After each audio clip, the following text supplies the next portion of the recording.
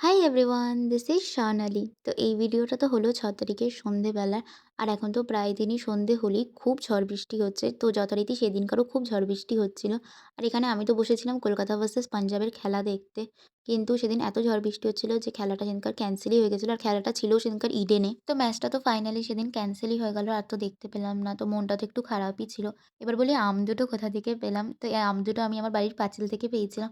মনে হয় পাশের বাড়ির গাছ থেকে রাস্তায় পড়েছিল। তো ওখান দিয়ে একটা কাকু যাচ্ছিল আরকি। তো কাকুটা পেয়েছিল। উনি আবার আমাদের বাড়ির পাঁচিলে রেখে চলে গেছে। তো আমি তো নিয়ে এসেছিলাম পরের দিন আম মাখা করে খাবো বলে। আর তারপরে তো আমি অনেকক্ষণ ধরে ভাবছিলাম যে এবার কি করা যায়, কি করা যায়? তো ফাইনালি ডিসাইড করলাম যে মুভি দেখব। তো এই মুভিটা তো আমি অনেক খুঁজে পেয়েছিলাম Amazon Prime থেকে। তো বসেছিলাম দেখতে। আর কিছুক্ষণ পরেই তো কারেন্টটা চলে গেল। মাথাটা তো জাস্ট গরম হয়ে গেল। আর এখানে তো আমি কি কথা বলছিলাম মনে নেই। আর দেখি টুকুস করে কারেন্টটা আবার চলেও এসেছে। তো তার মাঝে ভাবলাম যে এবার স্কিন কেয়ারটাও করে নেওয়া যাক। অনেকটা রাত হয়ে গেছে। তারপর তো আমি চট করে আমার রাতের স্কিন কেয়ারটা আমি সেরে নিলাম। আর তারপরে বসেছিলাম ওই মুভিটা দেখতে। বাকিটা দেখার পর মা কিছুক্ষণের মধ্যেই ডাক দিল যে, "এবার আয় রাতের খাবারটা খেয়ে নে।"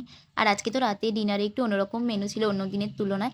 আজকে ছিল পান্তা ভাত, ডিম ভাজা, আর আলু ভাজা আর এক টুকরো পেঁয়াজ। শুধু এর সঙ্গে যদি একটু আলুর চপ পাওয়া যেত তো বিষয়টা জাস্ট জমে যেত। কিন্তু সেদিনকার ঝড় বৃষ্টির জন্য দোকানপাটও বন্ধ ছিল। তো যাই হোক তারপরে তো ওই মুভিটা শেষ করলাম। আর তারপর তো পাশের ঘরে গিয়ে দেখি যে বাপি আর মা কি একটা মুভি না ওয়েব সিরিজ দেখছে। আমি জানি না যদিও।